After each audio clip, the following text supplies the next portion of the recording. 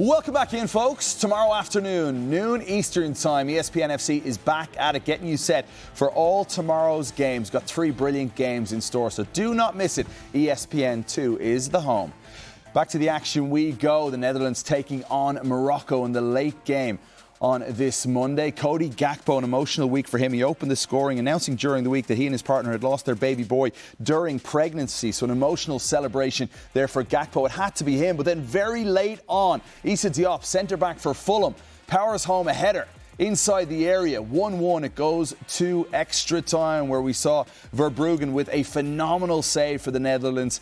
It goes all the way to penalty kicks, and that is when Morocco would get it done. First African side to make it to a World Cup semi-final 4 years ago, ousting the Netherlands, a side that have been beaten in 3 World Cup finals.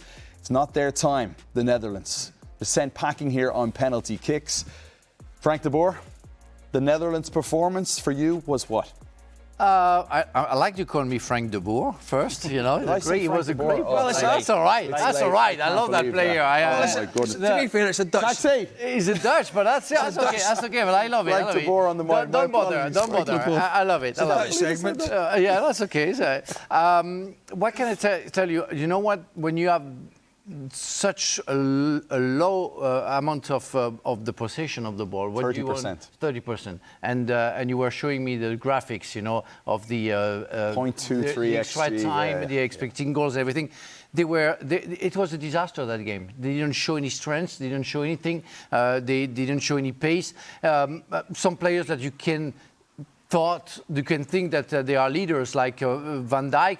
At the 91st minute of the game, not bothering for what's going on behind him. That's impossible for me. I don't recognize that team who made me dream when I was in the 70s, you know, playing football in my garden, where you have the total football that was great with Cruyff and Isken. They lost almost everything. And we talked about Germany before. We are talking about that team. We can talk about Italy. There are some national teams we don't recognize. And on penalty shootout, we talked with Jürgen about the penalty shootout. Again, why they don't have a coach to learn how to play to kick a penalty? Because that's awful. Everything has been done in Moroccan side or especially in the Netherlands side. They don't know how to kick penalties. They make mistakes. They don't even get the net. It's impossible. And the way they played, they don't deserve to go. I think with the inexperienced players, and they did have quite a few inexperienced players off the bench, Holland that is, in the game at the end. I think I'd really want my skipper, Van Dijk, to step up and take the responsibility of a penalty kick. He's a good striker of the ball. Unless he was injured, I don't think there's any excuse for your skipper to stand up and take that pressure. But he did not. Again. For the 3rd segment in a row, I'm going to shoehorn Scotland into this live. It's impossible. Are you a graphics operator as well? We're still in it. For the 3rd segment in a row, I'm going to shoehorn Scotland into this live ESPN 2 show. And I'm not a big stats guy, but Scotland had 41% possession against Morocco. That was 11% more than a Dutch side that have been brought up on total football. And you were telling us about, and we don't want to be stats heavy here, but you were just saying at extra time, it was 16%. Yeah, second half of extra, yeah. And let's not take it, Morocco were very good. Yeah, also. no, but, sure. It's Morocco, right? They're decent, right? They're a bit lightweight up front, but they're a decent side. They pass the ball well. They've got some good players. But it's not France, and it's not Spain in their heyday where they're just passing you to death. And to secede that much territory, you're almost like playing for penalty kicks. Whether the Dutch were tired or not as fit as the Moroccans, whatever it was, but Morocco in extra time were on the front foot and looked the more dangerous. And then once it gets to penalties, it's a lottery. Of course it is, and there's a lot of pressure there. But again, I'll go back to it. If I'm Ronald Koeman, I think I want my skipper to step up and take the heat and take the pressure on my shoulders and take a penalty kick. Because centre-halves can take penalties. I played with Frank de Boer. And Big Frankie took lots of penalties. So I'm not, 56, wasn't it? That's just my opinion. 56? He scored 52 of them. I was pretty good at that. But Morocco could be dangerous in this tournament. Jürgen, we've been speaking about the backlash in Germany. I assume the backlash over in the Netherlands is not going to be pretty given that performance. I think they're in two very similar situations, and you added Italy on top of that. Those are nations that are used to play a different type of football, and they're not capable to do that right now. I mean, if you put yourself in Ronald Koeman's shoes, maybe he wanted to play total football. He wanted to play a high-pressure game. He wanted to dictate the tempo of the game, and he doesn't have the players to do that. Simply, they're not producing the players of quality at the moment. Scored 5 against nations, Sweden. But to do it on a regular basis, to do it consistently, and if you look at now these two, Germany and Holland, going out on penalty shootouts, missing together 10 penalties. Yeah. 10 penalties. I mean, this is crazy. This is absolutely insane. I mean, there's no excuse for it. And I totally congratulate Morocco because they dictated the tempo, they dictated the game, they had more of it, they tried harder to get for the winner already during the 120 minutes. They deserved it, and they deserved it also then in the penalty shootout, because they really, really have done far more for the game than Holland did in these 120 minutes. But it's something that also now Holland got to go back to the school board and start all over again. Looked flat, didn't they?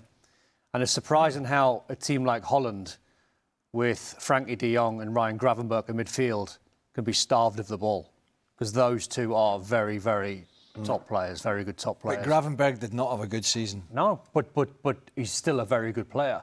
So when you analyse the midfield of Holland, you go on paper, you go, that's two players that should take care of the ball and not give it away and give it up too cheaply.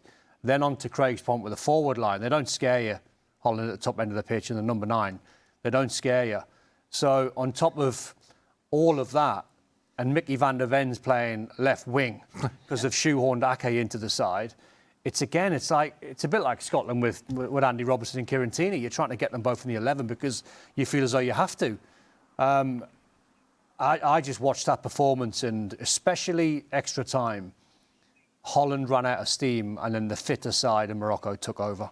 It felt like they were playing not to lose. Ronald Koeman's taken over the latest stint here, 2023 versus top 25 teams, Craig. 0 wins, 6 draws, 8 losses.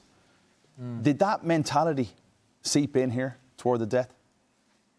I think quite a few games, even when he's played 4 at the back, they've been in good positions. I'm going back over his tenure. He's gone back to a back 3 and got very defensive late in games. And I think that was a mirror image today, as that extra time wore on.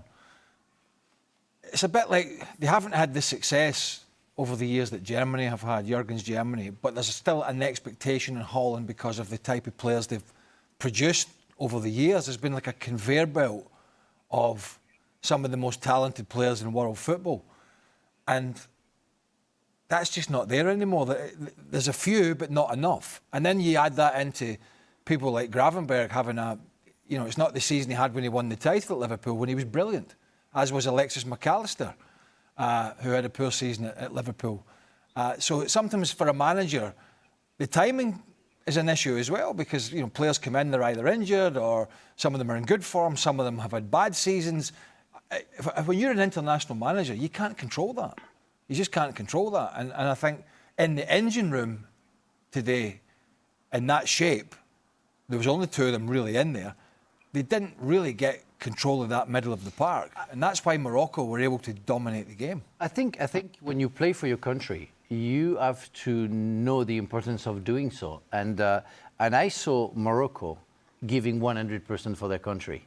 When I see Mazraoui, for example, who only played 20 games this season for Manchester United, I saw him absolutely,